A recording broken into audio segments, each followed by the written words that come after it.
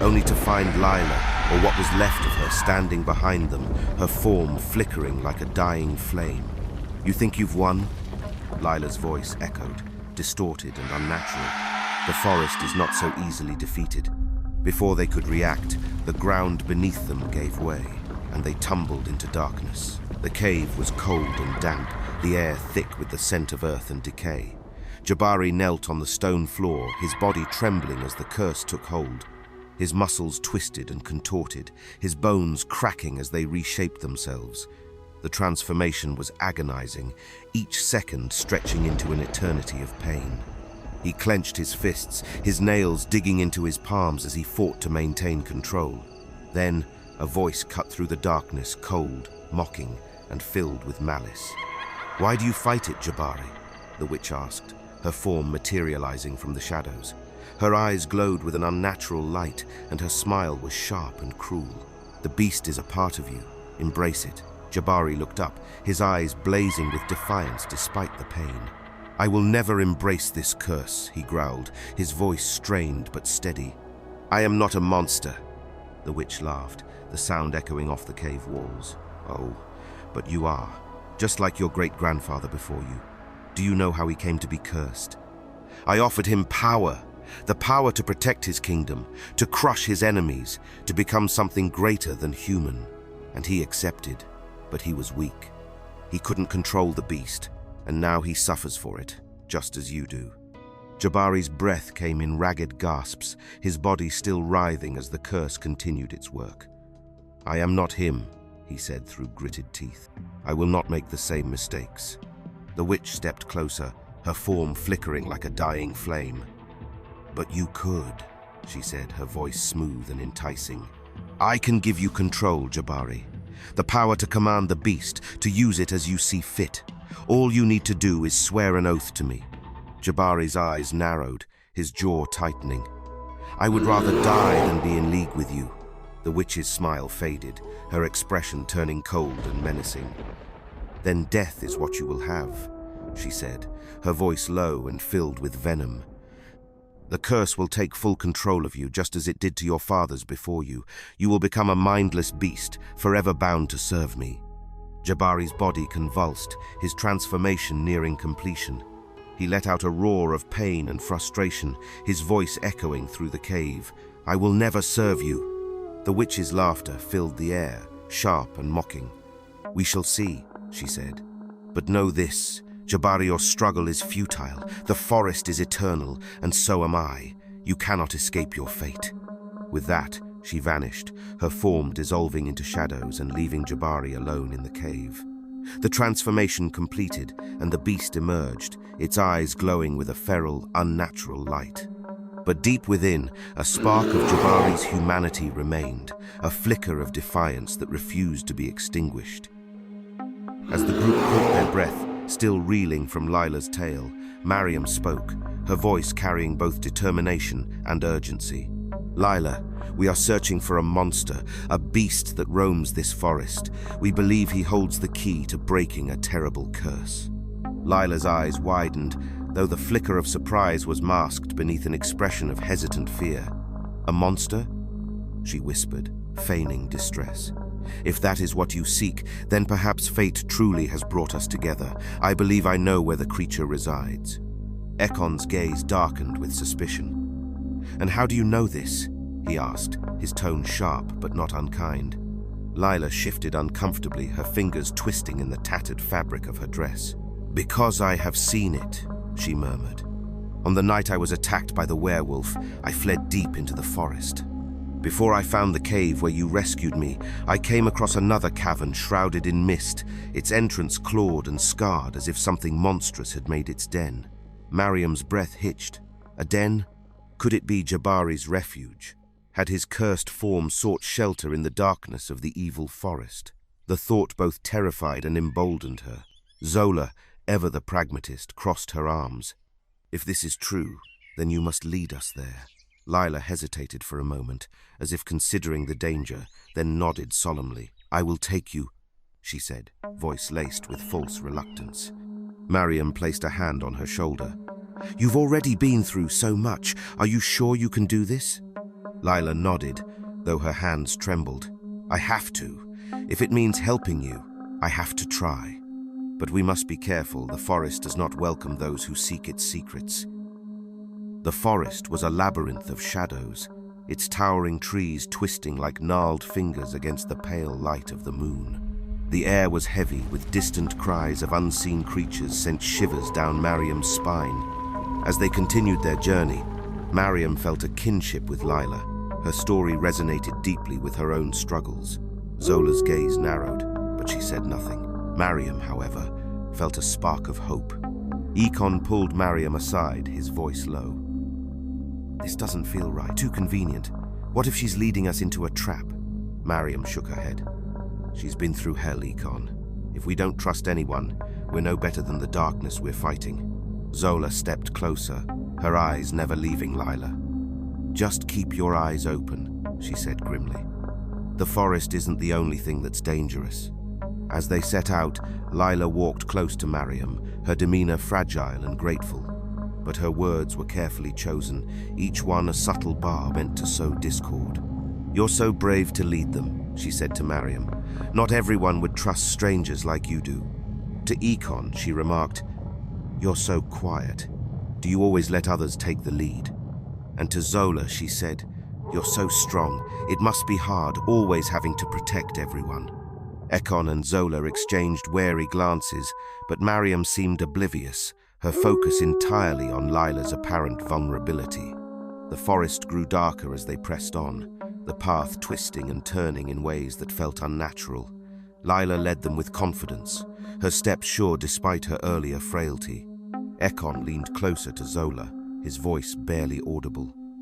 Did you notice how she never looks us in the eye when she talks about the beast? Zola nodded, her grip tightening on her spear. And her wound, it's too clean, almost like it was made to be seen. Mariam overheard and frowned. You're being paranoid. She's been through enough without us doubting her. But as they ventured deeper into the forest, the air grew heavier, and the shadows seemed to close in around them. Lila's presence, once a source of hope, now felt like a weight pressing down on them all.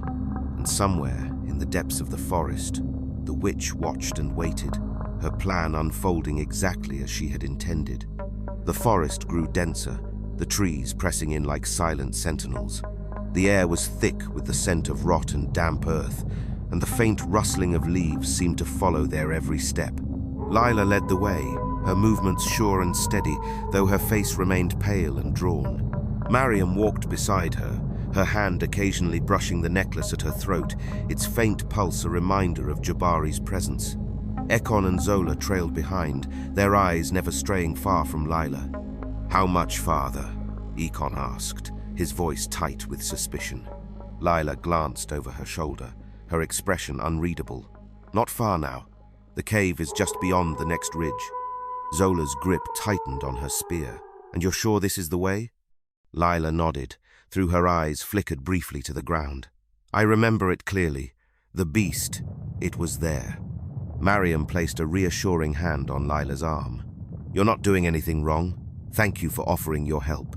Lila offered a small, trembling smile, but it didn't reach her eyes. I hope so. As they pressed on, the forest seemed to grow darker, the shadows deepening until even the moonlight struggled to penetrate the canopy.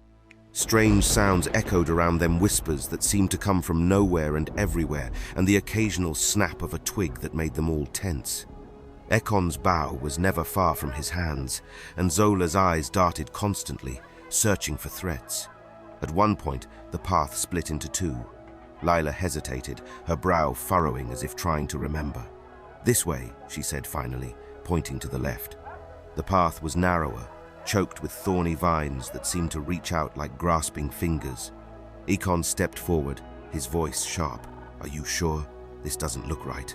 Lila's eyes widened, and she nodded quickly. Yes, I'm sure. The cave is just beyond these vines. Zola exchanged a glance with Ikon, her jaw tightening. We'll take the lead, she said, stepping ahead of Lila. Stay close. As they pushed through the vines, the air grew colder, and the ground beneath their feet became soft and uneven. Mariam stumbled, catching herself on a tree trunk. This place, it feels wrong, she murmured. Lila was at her side in an instant, her hand on Mariam's arm. "It's just the forest," she said softly. "It's always been like this." Ekon shot her a sharp look. "You seem to know a lot about it." Lila's gaze dropped and she bit her lip. "I've been for long," she said quietly. "When I was searching for my husband, the forest, it changes you." Zola's eyes narrowed, but she said nothing. The group pressed on, the tension between them growing thicker with every step. They reached a small clearing, the ground littered with jagged rocks and twisted roots. In the center stood a pool of black water, its surface unnaturally still. Lila stopped, her breath catching. "We have to cross it," she said, her voice barely above a whisper. Ekon stepped forward, peering into the water. "It's too deep. We'll have to go around." Lila shook her head. "No, this is the only way. The cave is just on the other side." Zola frowned. "And how do you propose we cross? Swim?" Lila hesitated, then pointed to a series of half-submerged stones that formed a precarious path across the pool. "We can use those." Mariam stepped forward, her eyes scanning the stones. "It's risky, but we don't have much choice." Ekon shot Lila a hard look. "You first." Lila's eyes widened, and she shook her head. I can't. I'm too weak." Zola stepped forward, her voice firm. "If you know the way, you lead. Otherwise, we're going back." Lila's hands trembled, and she looked to Mariam for support. "Please, I just want to help." Mariam hesitated, then nodded. "I'll go first." Before Ekon or Zola could protest, Mariam stepped onto the first stone. It wobbled beneath her weight, but held. She took another step, then another, her movements careful and deliberate. The others followed, their eyes never leaving her. Halfway across, the water began to ripple. At first it was subtle, but soon the ripples grew into waves and the stones began to shift. Mariam froze, her heart pounding. "Something's wrong," she said, her voice tight. Lila, still on the shore, called out, "Hurry, you're almost there!" But the water was churning now, and shadowy shapes began to emerge long, sinuous forms that twisted and writhed beneath the surface. Ekon knocked an arrow, his eyes scanning the water. "Move!" he shouted. Mariam leapt to the next stone, but it tipped beneath her weight, sending her sprawling into the weight. Ah! The shadows surged toward her, their forms taking the shape of serpentine creatures with glowing eyes and razor-sharp teeth. Zola was there in an instant, hauling Mariam to her feet and shoving her toward the shore. Ekon fired arrow after arrow, each one striking true, but the creatures kept coming. The group scrambled to the other side, their breaths coming in ragged gasps. Mariam turned to Lila, her eyes wide with shock. "You said this was the way." Lila's face was pale, but her voice was steady. "I didn't know, I swear. The forest, it changes." Ekon stepped forward, his voice cold. "Or you led us into a trap." Lila's eyes filled with tears, and she shook her head. "No, I would never." Zola cut her off. "Save it. We're not falling for your act." Zola screamed at her. As Mariam, Ekon, and Zola scrambled to the far side of the pool, the shadowy serpentine creatures surged toward them, their glowing eyes piercing the darkness. The water churned violently, and the air was filled with the sound of hissing and the splashing of thrashing tails. Ekon fired arrow after arrow, each one striking true, but the creatures seemed endless. Zola wielded her spear with deadly precision, driving the creatures back as she helped Mariam to safety. Lila, however, remained on the near side of the pool, her expression unreadable. She watched as the group fought for their lives, her hands clasped tightly in front of her. When Mariam turned to call for her, Lila's voice was calm, almost detached. "I'll find another way," she said. "You go ahead." Mariam hesitated, her heart torn. "We can't leave you." But before Mariam could protest further, Lila turned and disappeared into the shadows of the forest. The group had no time to argue. The creatures were closing in, and they had no choice but to press forward. Unseen by the others, Lila moved swiftly through the forest, her steps sure and confident. The fragile, trembling woman they had rescued was gone, replaced by someone far more dangerous. She reached a narrow, hidden path that wound around the pool, a path she had known about all along. As she walked, the forest seemed to part for her, the trees bending away as if in deference. Paused, her glowing eyes scanning the area. The shadowy creatures that had attacked the group now slithered toward her, their hisses turning into low, guttural growls. But Lila raised a hand, and the creatures froze, their glowing eyes dimming as they bowed their heads in submission. "Enough," she said, her voice cold and commanding. "They are not to be harmed yet." The creatures retreated into the water, their forms dissolving into the inky blackness. Lila watched them go, a faint smile playing on her lips. Then she turned and continued on her way, her movements graceful and unhurried. On the far side of the pool, Mariam, Ikon, and Zola caught their breath, their bodies bruised and their clothes soaked. The creatures had vanished as suddenly as they had appeared, leaving the group in an uneasy silence. "Where's Lila?" Mariam asked, her voice trembling. Ikon scowled, scanning the trees. "She's gone. Probably ran off when things got tough." Zola shook her head, her expression grim. "Or she led us into that trap on purpose." Mariam's heart sank. "No, she wouldn't. She was scared. She needed our help." Ikon's voice was sharp. "And yet she's the one who suggested we cross that pool. Convenient, don't you think?" Zola stepped forward, her eyes narrowing. "We need to be careful. This forest, it's playing with us, and so is she." Mariam looked back at the pool, her mind racing. She wanted to believe in Lila's innocence, but the doubts were creeping in. "To keep going," she said finally. "We're close. I can feel it." As the group pressed on, Lila watched from the shadows, her glowing eyes tracking their every move. She moved silently, her presence undetected, her steps leaving no trace. The forest seemed to bend to her will, the trees whispering secrets only she could hear. She had led them into the trap at the pool, not to kill them but to test them. The witch had wanted to see how far they would go, how much they would endure. And now, as they approached the cave, Lila's true plan was coming together. She reached the cave first, slipping inside with ease. The air was cold and damp, the walls lined with ancient runes that pulsed faintly with dark energy. At the center of the cave stood a massive stone altar, its surface etched with symbols that seemed to writhe and shift in the dim light. Lila placed a hand on the altar, her fingers tracing the symbols. "Soon," she whispered, her voice echoing in the cavern. "Soon, it will be done." When Mariam, Ikon, and Zola finally reached the cave, they found Lila waiting for them at the entrance. Her expression was calm, almost serene, but her eyes glowed with an unnatural light. "You made it," she said, her voice smooth and mocking. "I knew you would." Mariam's heart sank as she realized the truth. "Lila, what have you done?" Lila smiled, but it was no longer the fragile, trembling smile of a grieving woman. It was the smile of someone who had won. "What I had to," she said. "You were so easy to manipulate. All I had to do was play the victim, and you fell for it." Ikon raised his bow, his voice cold. "Who are you?"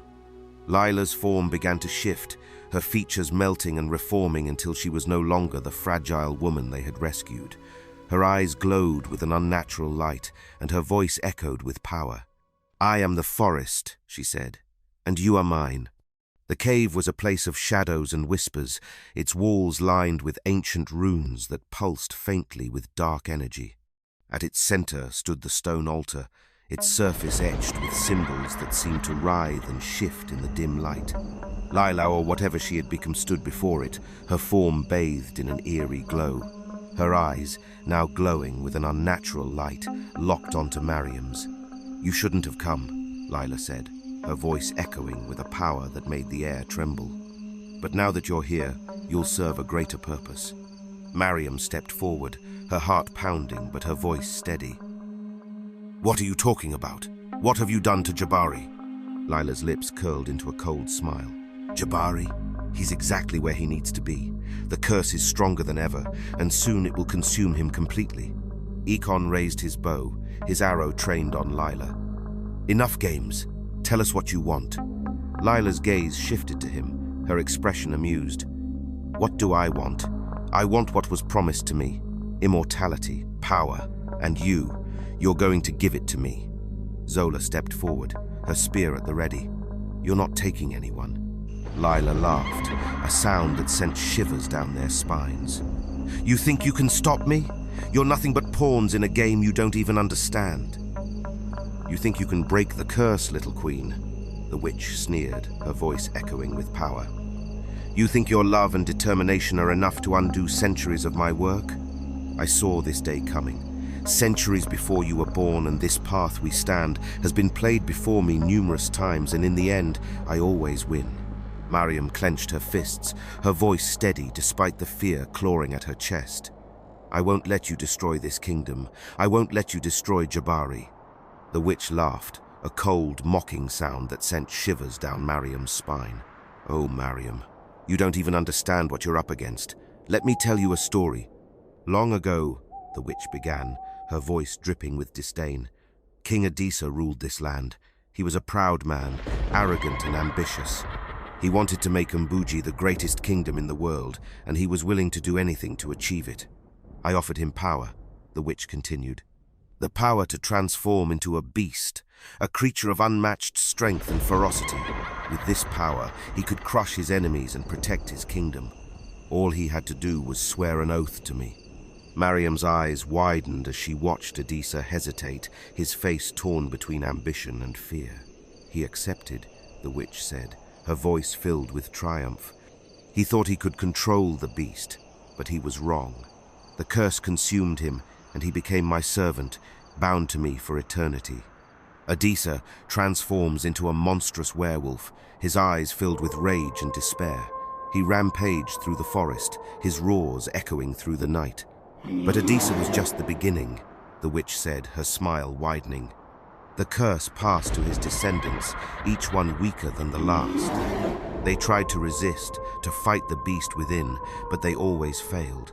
And now, Jabari is no different. She stepped closer to Mariam, her eyes gleaming with malice. Do you see now, little queen?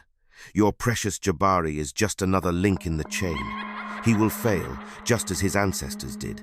And you will watch as the curse consumes him. Mariam's hands trembled, but her voice was steady. You're wrong, she said. Jabari is stronger than you think, and I won't let you take him from me. The witch laughed, a sound that sent chills down Mariam's spine. Such bravery, she sneered. But bravery won't save you. The curse is eternal, and so am I. You cannot win. Mariam clutched the necklace, its light growing brighter as she focused on her love for Jabari. You're wrong, she said again, her voice filled with determination. The curse may be strong, but so are we, and we will fight you no matter what it takes. The witch's smile faded, her expression turning cold and menacing. Then you will suffer, she said, her voice low and filled with venom. You will watch as the curse takes everything from you, your kingdom, your love, and even your life. As Lila spoke, the runes on the altar flared to life, their light casting grotesque shadows on the cave walls. The air grew colder, and the ground beneath their feet began to tremble. From the shadows emerged the shadowy serpentine creatures from the pool, their glowing eyes fixed on the group. The curse is tied to the royal bloodline, Lila explained. For me to get everything promised, the blood of a willing sacrifice must be spilled on this altar. And you, Mariam, are the only one who can do it. Mariam's eyes widened. You want me to? Lila nodded. Your love for Jabari is your greatest strength and your greatest weakness. If you truly want to save him, you'll give your life for his. Ekon stepped in front of Mariam, his arrow still trained on Lila. Over my dead body. Lila's smile widened. That can be arranged. With a wave of her hand, the shadowy creatures surged forward, their hisses filling the air. Ekon fired his arrow, striking one of the creatures in the eye, but more were already closing in. Zola swung her spear, her movements a blur as she fought to keep them at bay. Mariam clutched the necklace at her throat, its warmth a stark contrast to the cold darkness of the cave. She could feel Jabari's presence, faint but steady, and it gave her strength. I won't let you win, she said, her voice firm. Lila's eyes narrowed. We'll see about that. The cave erupted into chaos. Ekon and Zola fought side by side, their movements perfectly synchronized as they battled the shadowy creatures. But for every one they struck down, two more seemed to take its place. The air was thick with the sound of hissing and the clash of weapons, and the ground was slick with black, oily blood. Miriam, meanwhile, faced Lila.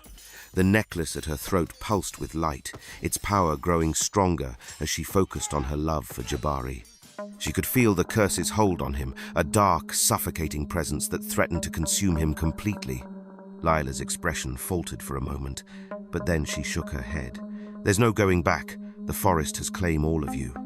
She raised her hand, and the runes on the altar flared brighter. The ground beneath Mariam's feet began to crack, and tendrils of shadow reached up, wrapping around her legs and pulling her toward the altar. Mariam struggled against the shadows, but they were too strong. She could feel their cold, suffocating grip tightening around her, and the light from the necklace began to dim. Desperation surged through her as she realized what she had to do. "Ekon! Zola!" she shouted. "The altar! Destroy it!" Ekon and Zola turned, their eyes widening as they saw Mariam being dragged toward the altar. Without hesitation, they broke away from the creatures and charged toward it. But Lila was faster. She stepped in front of them, her form shifting and twisting until she was no longer human. Her eyes glowed with an unnatural light, and her voice echoed with power. "You're too late," she said, her voice a low growl. Ekon then replied, "Nothing is too late for my bow." But Mariam wasn't finished. With the last of her strength, she reached for the necklace and tore it from her chest. The gem flared with light, its power surging through her. She hurled it at the altar, and the moment it struck the stone, the runes flared brighter than ever.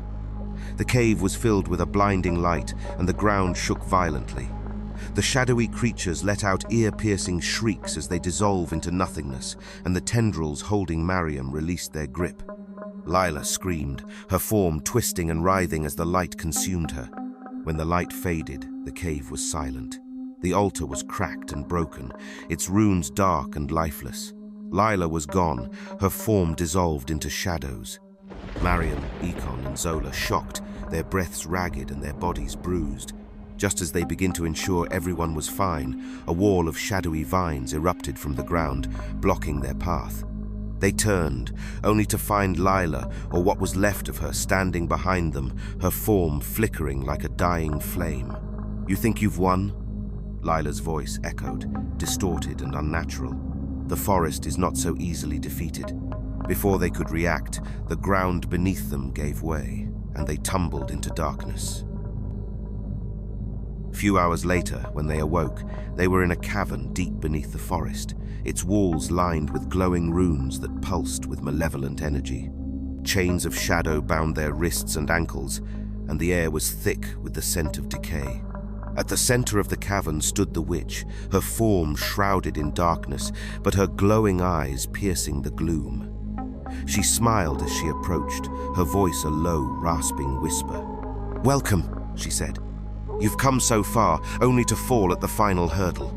How disappointing." Mariam struggled against her bonds, but they held fast.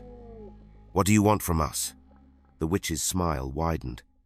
"Your love, your loyalty, your fear, all of it feeds me. But you, Mariam, are special." Ekon growled, pulling at his chains. "You won't get away with this." The witch turned to him, her eyes narrowing. Brave words from a man who cannot even free himself. Zola spat on the ground. "We'll find a way out of here, and when we do, we will crush your bones and feed them to the wolves." The witch laughed, a sound that sent shivers down their spines. "Oh, I'm counting on it. Struggle all you like. It only makes you more delicious." With that, she vanished into the shadows, leaving them alone in the cavern. The group sat in silence for a moment, the weight of their situation pressing down on them. Finally, Mariam spoke, her voice low but determined. "We can't give up," she said. "We've come too far to let her win." Ekon nodded, his eyes scanning the cavern. "We need to find a way out of these chains." Zola tested her bonds, her muscles straining. "These chains are made of magic, but they feel solid. We need something to break them." Mariam's hand brushed against the necklace, which still hung around her neck despite the witch's efforts to remove it. The gem was faintly warm, its light dim but steady. "The necklace," she said. "It still has power. Maybe I can use it to break the chains." Ekon frowned. "But the witch said it's the key to the curse. If you use it, won't that play into her hands?" Mariam hesitated, then shook her head. "I don't think so. The necklace is tied to love, not fear." Zola nodded. "It's worth a try, but we'll need a distraction." The shadows around them stirred, and the witch's voice echoed from the darkness. "Do you think your taunts will save you, little man?" Ekon smirked. "I don't know, but I do know you're not as powerful as you think. If you were, you wouldn't need to hide in the shadows." The witch materialized in front of him, her eyes blazing with anger. "You dare mock me?" Ekon leaned forward, his chains rattling. "I dare. Because you're nothing but a coward, hiding behind curses and tricks."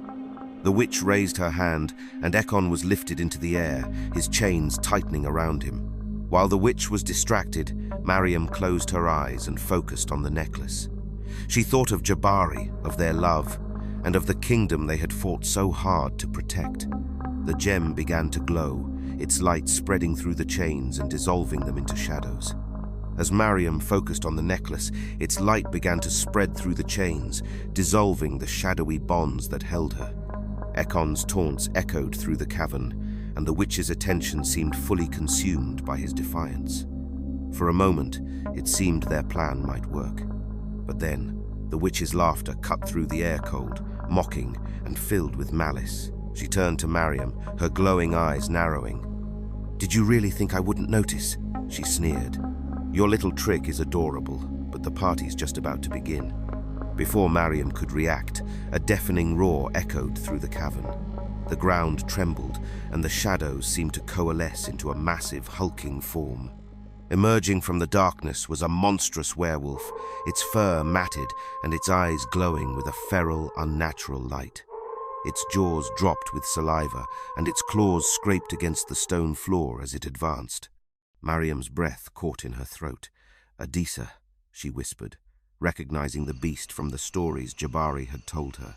The first cursed king, bound to serve the witch for eternity. The witch smiled, her voice dripping with satisfaction. "Meet my loyal servant. He's been waiting for this moment for a very long time." Adisa lunged at the group, his movements swift and predatory. Ekon barely had time to raise his bow before the werewolf swatted it out of his hands, sending it clattering across the cavern. Zola stepped forward, her spear at the ready, but Adisa's sheer size and strength overwhelmed her. With a single swipe of his massive paw, he sent her sprawling into the wall. Mariam scrambled to her feet, the necklace still glowing in her hand. "Adisa, stop!" she shouted, her voice trembling but firm. "You don't have to do this. You were a king, once a protector of your people." The werewolf paused, his glowing eyes locking onto hers. For a moment, it seemed as though he recognized her, as though some part of him, buried deep beneath the curse, remembered who he had been. But then the witch's voice cut through the silence. "Enough of this," she snapped. "Kill them." Adisa let out a deafening roar and charged at Mariam, his claws extended. She raised the necklace, its light flaring brightly, but the werewolf's momentum was unstoppable. He slammed into her, sending her crashing to the ground. The necklace slipped from her hand, skittering across the floor. Ekon, despite being unarmed, didn't hesitate. He grabbed a loose stone from the ground and hurled it at Adisa, striking him in the side. The werewolf turned, his growl low and menacing, but Ekon stood his ground. "Over here, you overgrown mutt," he shouted. Zola, though bruised and battered, pushed herself to her feet. She grabbed her spear and charged at Adisa, driving the weapon into his flank. The werewolf howled in pain, twisting around to face her. With a swipe of his massive paw, he knocked the spear from her hands and sent her tumbling to the ground. Mariam, meanwhile, crawled toward the necklace, her body aching from the impact. She could feel the witch's eyes on her, but she didn't dare look up. Her fingers closed around the gem just as Adisa turned back to her, his jaws snapping inches from her face. Mariam clutched the necklace, her mind racing. She thought of Jabari, of their love, and of the kingdom they had fought so hard to protect. The gem flared with light, its power surging through her. As Mariam clutched the necklace, its warmth spreading through her, she felt her consciousness slipping away. The chaos of the cavern faded, replaced by a serene, otherworldly landscape. She found herself standing at the mouth of a cave, its entrance bathed in soft, golden light. Inside, she saw Jabari, his head bowed and his shoulders shaking with sobs. "Jabari," she called, her voice echoing in the stillness. He looked up, his eyes red and filled with anguish. "Mariam, how are you here?" She stepped closer, her heart aching at the sight of his pain. "The necklace. It brought me here. Jabari, I need you. We're in the witch's lair, and Adisa, your ancestor, is about to kill us. I can't do this alone." Jabari's face crumpled with guilt. "This is all my fault. I failed my people. I shed the blood of the innocent. I couldn't protect them from this beast that I have become." Mariam reached out, her hand brushing his cheek. "It's not your fault. You didn't ask for this curse, and you fought it every step of the way. Your people still believe in you. I still believe in you. Your son believes in you." Jabari's eyes searched hers, his voice trembling. "But what if I'm not strong enough? I don't want to fail again." Mariam's voice was firm, her gaze unwavering. "You're not alone anymore. I'm here, and so are Ikon and Zola. But we need you, Jabari. I need you. Please, come back to me." For a moment, Jabari was silent, his shoulders heavy with the weight of his guilt. Then, slowly, he nodded. "For you, for our people, I'll fight." As the trance faded, Mariam's eyes snapped open, and she found herself back in the cavern. Adisa loomed over her, his claws raised and his jaws dripping with saliva. The witch's laughter echoed through the air, cold and triumphant. "Any last words, little queen?" the witch sneered. But before Adisa could strike, a deafening roar shook the cavern. From the shadows emerged another werewolf, Jabari. His form was massive and powerful, his eyes glowing with a fierce, protective light. He lunged at Adisa, the two werewolves colliding in a clash of claws and teeth. The cavern erupted into chaos as Jabari and Adisa fought, their roars echoing off the walls. Jabari's movements were fueled by love and determination, while Adisa's were driven by the witch's dark magic. The two werewolves were evenly matched, their claws slashing and their jaws snapping as they battled for dominance. Mariam, Ekon, and Zola watched in awe, their hearts pounding. Ekon nodded, grabbing an arrow. "Let's even the odds." Zola retrieved her spear, her eyes narrowing as she assessed the fight. "We need to weaken Adisa, aim for his legs." The trio joined the fray, their movements coordinated and precise. Ikon hurled arrows at Adisa, striking him in the shoulders and legs. Zola darted in and out, her spear striking at the werewolf's flanks. Mariam, meanwhile, focused on the necklace, its light growing brighter as she channeled her love for Jabari. As the battle raged, Jabari began to gain the upper hand. His movements were faster, his strikes more precise, and his resolve unshakable. Adisa, weakened by the combined efforts of the group, began to falter. His roars turned to whimpers, and his glowing eyes dimmed. Mariam stepped forward, the necklace light shining brightly. "Adisa," she said, her voice steady, "you don't have to serve her anymore. You were a king, once a protector. Remember who you are." Adisa's form began to shift, the monstrous werewolf giving way to the man he had once been. A cold, mocking laugh echoed through the cavern. The witch materialized beside her, her form flickering with dark energy. "Not so fast, little queen," she sneered. "You can't just undo a covenant that existed even before you were born, even before your father came you to life." Mariam turned to face the witch, her heart pounding but her voice steady. "Your covenant ends today. We won't let you destroy this kingdom." The witch's eyes glowed with malice. "We'll see about that." With a wave of her hand, the witch began to chant, her voice echoing with power. The runes on the walls flared to life, their light twisting and writhing like living shadows. Adisa's form began to shift again, his human features melting away as the curse reclaimed him. His eyes glowed with a feral, unnatural light, and his roars filled the cavern. "No," Mariam shouted, but it was too late. Adisa lunged at Jabari, his claws slashing through the air with renewed ferocity. Jabari, still in his werewolf form, fought back, but Adisa's strength was overwhelming. The two werewolves clashed in a brutal battle, their roars shaking the cavern. As the battle raged, Mariam realized that the only way to weaken the witch and Adisa was to disrupt the source of their power. Then she remembered the ancient keys she took from the oak tree. She saw in her vision the key that could lock the passage and sever the witch's connection to the forest. "Ekon! Zola!" she shouted, her voice urgent. "We need to find the passage. There's a hole where we can insert the keys." Ekon nodded, his eyes scanning the cavern. "Over there," he said, pointing to a narrow crevice in the wall. "That must be it." The trio rushed toward the crevice, but the witch was faster. She materialized in front of them, her form towering and menacing. "You think you can escape me?" she hissed. "You're nothing but insects beneath my feet." Mariam raised the necklace, its light flaring brightly. "We're not afraid of you." The witch laughed, her voice cold and mocking. "You should be." With a wave of her hand, she summoned shadowy creatures to block their path. Ekon and Zola fought back, their movements swift and precise, but the creatures were endless.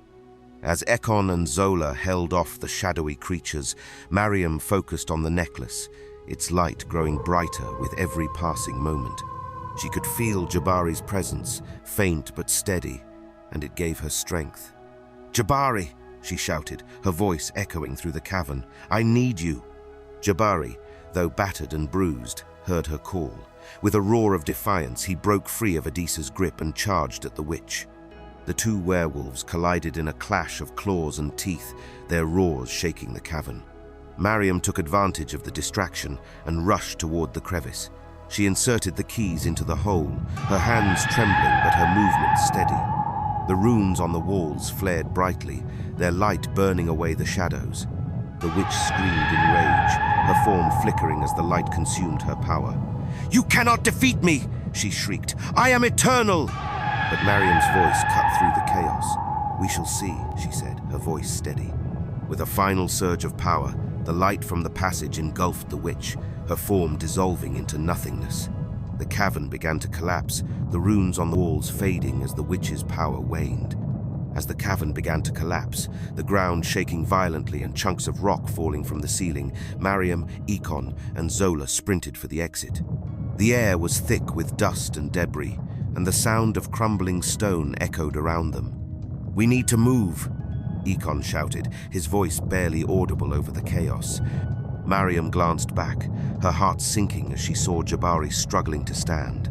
The battle had left him weak and battered, his body unable to keep up with the others. "Jabari!" she cried, her voice filled with desperation. But before she could turn back, Adisa stepped forward. The curse had been broken, and though his form was still that of a werewolf, his eyes were clear and filled with resolve. He moved to Jabari's side, his massive frame towering over the weakened king. "Go." Adisa growled, his voice deep and gravelly but unmistakably human. "I'll get him out." Mariam hesitated, her heart torn, but Ekon grabbed her arm. "We have to trust him," he said firmly. "Let's go." Adisa lifted Jabari onto his back, his movements careful but urgent. The cavern was collapsing around them, the walls crumbling and the floor cracking open. Adisa ran, his powerful legs carrying them through the chaos, but the exit was still far away. As they neared the edge of a cliff, the ground gave way beneath them. Adisa leapt forward, his claws digging into the rocky ledge as he struggled to hold on. Jabari, barely conscious, clung to his great-grandfather's fur. Jabari whispered, his voice weak, "You don't have to do this." Adisa's grip tightened, his muscles straining as he fought to pull them both to safety. "Yes, I do," he said, his voice filled with determination. "I failed you once. I won't fail you again." With a final Herculean effort, Adisa hurled Jabari onto solid ground, the momentum sending him tumbling to safety. But the effort cost Adisa his grip. His claws slipped, and he began to fall. As Adisa dangled over the edge, Jabari crawled to the cliff's edge, his hand outstretched. "No, take my hand!" Adisa looked up at his great-grandson, his eyes filled with a mixture of sorrow and peace. "It's too late for me," he said, his voice soft but steady. But not for you. You've given me something I thought I'd lost forever, my freedom. Thank you, Jabari. Jabari's eyes filled with tears. We can't lose you, not after everything. Adisa smiled, a faint but genuine expression of love and gratitude. You won't. I'll always be with you. Take care of your people and take care of yourself. With that, Adisa released his grip, his form falling into the darkness below. Jabari let out a cry of anguish, his hands still outstretched, but there was nothing he could do. Mariam, Ikon, and Zola reached Jabari just as the cavern collapsed behind them, the entrance ceiling shut with a deafening roar. The forest was silent, the air filled with the faint sound of birdsong and the rustling of leaves.